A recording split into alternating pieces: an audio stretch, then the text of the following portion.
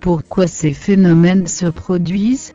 Les phénomènes électrostatiques ont été découverts au VIe siècle avant notre ère, en frottant de l'ombre jaune avec un tissu. C'est cette résine naturelle, au nom grec d'électron, qui est à l'origine du nom électron. La forme de l'interaction électrostatique, entre deux charges ponctuelles au repos, a été établie au XIXe siècle par le physicien français Charles-Augustin Coulomb, un siècle après que Newton eut proposé la loi d'interaction gravitationnelle entre deux masses ponctuelles. Nous avons étudié, en mécanique, l'interaction gravitationnelle, qui intervient entre deux corps caractérisés par leur masse. Nous allons considérer, dans ce cours, une autre interaction, l'interaction électrique, qui fait intervenir le concept de charge électrique.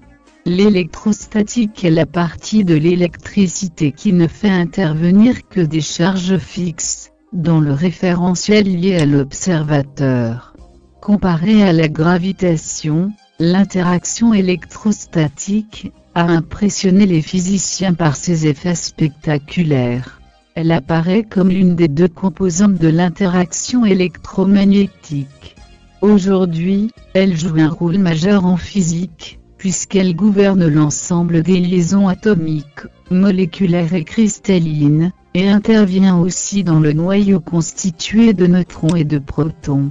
Les substances qui nous entourent ont normalement autant de protons que d'électrons, ce qui en fait des substances neutres. Cependant, il arrive des situations où ces substances perdent leur neutralité, ou deviennent chargées. C'est à ce moment qu'il sera possible d'observer des phénomènes d'attraction et de répulsion. On doit savoir que les électrons sont des particules mobiles. Elles peuvent voyager à l'intérieur d'une substance ou d'une substance à une autre. Cependant, les protons demeurent toujours dans leur matériau d'origine.